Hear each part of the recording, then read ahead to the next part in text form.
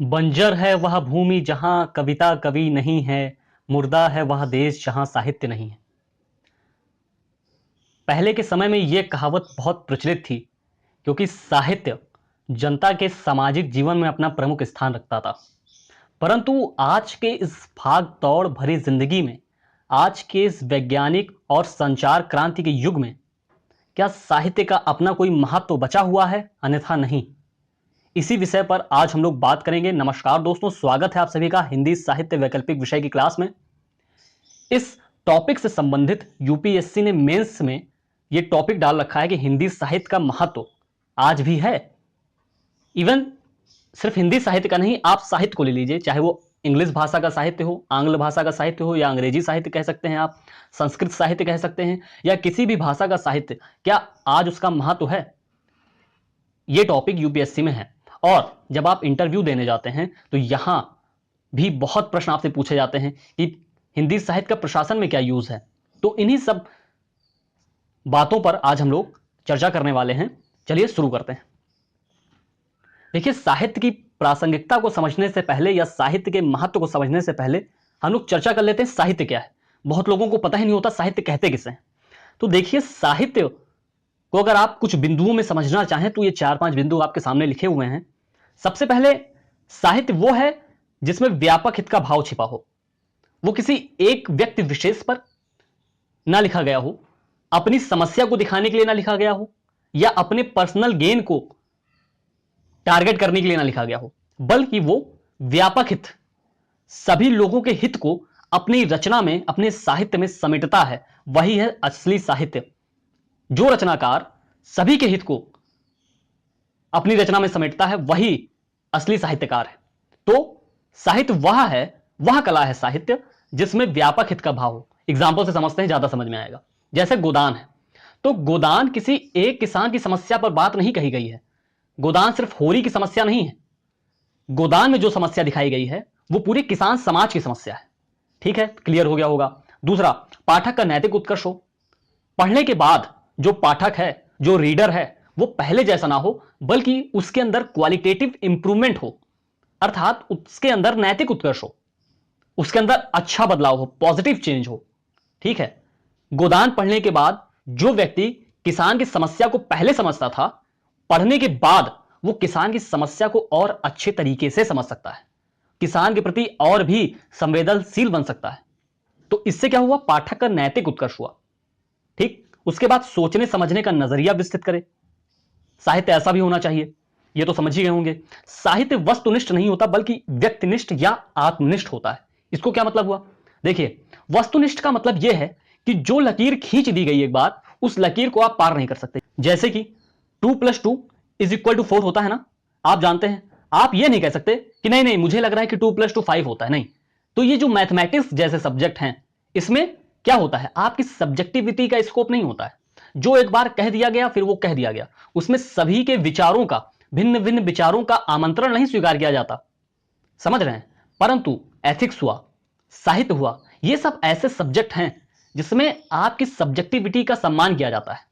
आप किसी विषय को कैसे देखते हैं, आप किसी विषय को कैसे समझते हैं, आप किसी विषय पर कैसा विचार व्यक्त करते हैं, आपकी चेतना उस टॉपिक के बारे में क्या कहती है, उन सभी बातों का सह सम्मान किया जाता है। समझ रहे हैं? इसलिए साहित्य एक आत्मनिष्ठ या व्यक्तिनिष्ठ सब्जेक्ट है। और इसी आत्मनिष्ठता का फायदा आपको उत्तर लेखन में मिलता है। जैसे साहित्य में बहुत बड़ा स्कोप होता है कि जैसे किसी प्रश्न का उत्तर आपको नहीं मालूम, मान लीजिए गोदान पर कोई प्रश्न पूछा गया जिसका उत्तर आपको नहीं मालूम है, परंतु आपने गोदान पढ़ रखा है, आपने गोदान की मोटी मोटी थीम समझ रखी है, गोदान में क्या समस्या दिखाई गई वो समझ रखा है, गोदान में मुंशी जी ने क्या कहा है वो समझ रखा है, तो आप कुछ भी बना बना के अपना आंसर लिख लेंगे और थोड़ा मेल खाए उस प्रश्न से। बस इतना ही करना है आपको। इससे क्या होगा? जो आप बिल्कुल 0 मार्क्स पाने वाले थे, 3, 4, 5 मार्क्स तक पा सकते हैं, अगर आपका लेखन कौशल और आपकी सब्जेक्टिविटी अच्छी है तो ये 4 बिंदु हैं साहित्य को डिफाइन करने के लिए। पहला, व्यापक हित का भाव होना चाहिए। दूसरा, पाठक का नैतिक उत्कर्ष हो। तीसरा, सोचने समझने का नजरिया विस्तृत करे। चौथा, साहित्य वस्तुनिष्ठ नहीं होता बल्कि सब्जेक्टिव होता है, आत्मनिष्ठ होता है, व्यक्तिनिष्ठ होता है। उम्मीद करता हूं क्लियर हो गया होगा यहां तक। बाकी आपने पिछली क्लास में मुंशी जी की जो डिफिनेशन थी साहित्य के प्रति, वो क्या दृष्टिकोण रखते हैं और साहित्य को क्या कहते हैं, वो हम लोगों ने समझा ही था। अब आइए चलते हैं आगे। साहित्य की प्रासंगिकता या साहित्य का महत्व आज के वैज्ञानिक युग में है या बिल्कुल नहीं है। कुछ बिंदुओं के आधार पर हम समझ सकते हैं साहित्य का महत्व, साहित्य का प्रासंगिकता क्या है आज के वैज्ञानिक युग में। देखिए, साहित्य प्रामाणिक आंकड़ा नहीं प्रस्तुत करता, परंतु प्रामाणिक प्रतिपाद्य या प्रामाणिक संवेदना प्रस्तुत करता है। इसका क्या मतलब हुआ? जैसे मैंने आपको बताया ना पिछली क्लास में कि इतिहास में क्या होता है, तिथियां सही होती हैं, बाकी सभी झूठ होता है। परंतु साहित्य में क्या होता है, तिथियां गलत हो सकती हैं, स्थान गलत हो सकता है, परंतु जो घटना है, जो समस्या है, वो सही होती है। इतिहास उसी का लिखा जाता है जो विजेता होता है, लेकिन साहित्य आपके सामने सही स्थिति लाकर प्रस्तुत करता है। इसलिए तो डॉक्टर रामविलास शर्मा ने मुंशी जी के बारे में कहा था कि अगर 1915 से 1936 तक का भारतीय इतिहास नष्ट हो जाए तो हम मुंशी जी की रचनाओं के आधार पर ज्यादा प्रमाणिक तरीके से पुनः इतिहास लिख सकते हैं, पुनर्लेखन इतिहास का कर सकते हैं। क्यों कर सकते हैं? क्यों? क्योंकि वो प्रमाणिक संवेदना प्रस्तुत करता है, प्रमाणिक प्रतिपाद्य आपके सामने प्रस्तुत करता है, प्रमाणिक समस्याओं को सामने लाता है, जो समस्याएं समाज में हैं उसको सामने लाता है, बशर्ते वो साहित्य सामाजिकता का सम्मान करता हो। मैंने आपको बताया ना, हाफ गर्लफ्रेंड टाइप का साहित्य नहीं होना चाहिए जिसका सामाजिकता से या समाज से कोई लेना देना ही ना हो, बड़े तबके से, बल्कि साहित्य की जो सामाजिकता को जो सम्मान करेगा उसी का साहित्य अच्छा साहित्य माना जाएगा और वही साहित्य प्रमाणिक संवेदना प्रस्तुत कर पाएगा। तो उम्मीद करता हूं ये वाला पॉइंट क्लियर हो गया होगा आपका। फिर उसके बाद व्यक्ति और समाज को जागरूक बनाता है साहित्य। साहित्य अवेयर करता है लोगों को, अपनी रचनाओं से कई साहित्यकार अवेयर करते हैं लोगों को क्या करप्शन चल रहा है, समझ रहे हैं। जात पात पर चोट करता है, ऊंच नीच पर चोट करता है। जैसे आप कबीर जी के साहित्य में देखें तो वहां जात पात, ऊंच नीच, धर्म का अच्छा खासा खंडन किया गया है। कई बार तो एक तरीके से गाली में बात करते हैं, लेकिन उसे फिर भी साहित्य कह दिया गया है। उसके बाद व्यक्ति के व्यक्तित्व को संवेदनशील बनाता है। देखिए, बुद्धिमत्ता के साथ साथ संवेदना भी होना बहुत आवश्यक है। बुद्धिमत्ता है तो संवेदना नहीं है तो क्या होगा? जापान जैसा परमाणु बम हमला होगा। जापान में जो परमाणु बम हमला हुआ था वहां क्या था? बुद्धिमत्ता थी, विज्ञान था, लेकिन संवेदनशीलता नहीं थी। उन्हें लोगों के दर्द का एहसास नहीं था। संवेदनशील होने का मतलब ये सहानुभूति नहीं होती है, इसका मतलब होता है इंपैथी। आप लोगों के दर्द को महसूस कर सकें। जब आप लोगों के दर्द को महसूस कर सकेंगे तब आप उसके प्रति बुरा कार्य करने से बचेंगे। जैसे नागार्जुन बाबा जो आपके सिलेबस में हैं, मैं इनको बहुत महान कवि मानता हूं, समाजवाद और मार्क्सवाद के बहुत बड़े कवि हैं ये। इन्होंने छछूंदर पर कविता लिखी है। इन्होंने शुअर को कहा है कि ये हिंद की बेटी होनी चाहिए, आखिर ये भी तो क्रिएचर है। छछूंदर के ऊपर कविता लिखी है। आपातकाल में इनको जेल में डाल दिया गया था, वहां छछूंदर से दोस्ती हो गई तो उन्होंने इसके ऊपर कविता लिख डाली। तरह तरह की कविताओं को इन्होंने लिखा है और अब लगभग अपनी कविताओं में प्रकृति के सभी क्रिएचर को शामिल किया है। अच्छा, लोग होते हैं क्या होता है, कुछ लोग सेलेक्टिव नेचर को पसंद करते हैं, कुछ लोग सिर्फ अच्छी झरना, झील, पहाड़, सुंदर सुंदर क्रिएचर्स को देखना पसंद करते हैं। कुछ लोग प्रकृति से बिल्कुल लगाव ही नहीं रखते, लेकिन वहीं कुछ लोग होते हैं प्रकृति के सभी पहलुओं को अपने भीतर शामिल करते हैं, अपनी रचनाओं में शामिल करते हैं। उनमें से बाबा नागार्जुन एक है। ठीक है, तो व्यक्ति के व्यक्तित्व को संवेदनशील बनाता है। जब आप संवेदनशील बन जाएंगे तो उस व्यक्ति के प्रति, उस व्यक्ति की समस्याओं के प्रति ज्यादा अच्छे से बात कर सकते हैं। जैसे गोदान है, गोदान आपने पढ़ा, किसान की समस्या पढ़ा, आप ज्यादा संवेदनशील हो गए किसानों के प्रति, तो आप समझेंगे किसान आत्महत्या क्यों कर रहा है, तो आप सही निष्कर्ष तक पहुंच पाएंगे। चौथा पॉइंट, सामाजिक समस्याओं के साथ साथ व्यक्तिगत समस्याओं और द्वंद्वों को भी सामने लाता है। मुंशी जी का साहित्य पढ़ेंगे तो आपको सामाजिक समस्याएं ज्यादा देखने को मिलेंगी, परंतु मुंशी जी के बाद का जो समय है, 1936 के बाद का समय है, वहां मध्य वर्ग का उदय हो रहा था। पूंजीवादी समस्या हमारे देश में स्थापित हो रही थी, पूंजीवाद लगातार बढ़ता चला जा रहा था, मध्य वर्ग अपनी जड़ों से कट गया था। तो उसके कारण क्या होता है, मध्य वर्ग अकेला पड़ गया है, जिसके कारण सोसाइटल टेंडेंसीज बढ़ती चली जा रही हैं। समझ रहे हैं? तो इन सब द्वंद्वों को भी साहित्य सामने लाता है। यह आपको देखने को मिलेगा एक दुनिया समानांतर की कहानियों में कि मध्य वर्ग की समस्या क्या है। मध्य वर्ग की समस्या आर्थिक समस्या नहीं हो सकती, क्योंकि उसके पास ठीक ठाक फाइनेंशियल कंडीशन होती है अपना गुजारा करने के लिए। वहां समस्या होती है पारिवारिक समस्या, मानसिक समस्या, वहां मानसिक स्टेबिलिटी नहीं होती है। तो उसको भी साहित्यकार अपनी सूक्ष्म दृष्टि से लिखता है अपनी रचनाओं में और सामने लाता है, जो आप एक दुनिया समानांतर की कहानियों में अच्छे से पढ़ेंगे। उसके बाद मानसिक स्थिरता इंश्योर करता है साहित्य। मेंटल स्टेबिलिटी होना बहुत जरूरी है। मेंटल स्टेबिलिटी होगी तभी तो आप कोई भी काम अच्छे से कर सकते हैं। मेंटल स्टेबिलिटी नहीं होगी तो आपके अंदर फिजिकल पावर भले खूब हो, लेकिन आप कोई भी काम अच्छे से नहीं कर पाएंगे। मेंटल स्टेबिलिटी होगी तभी तो आप फोकस्ड हो पाएंगे किसी भी काम को लेकर।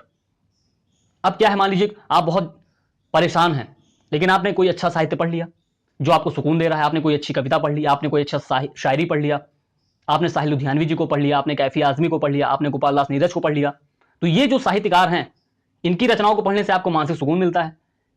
ये लव पर बहुत अच्छी पोइट्री करते हैं, सैडनेस पर बहुत अच्छी पोइट्री करते हैं, राष्ट्रवाद पर बहुत अच्छी पोइट्री करते हैं।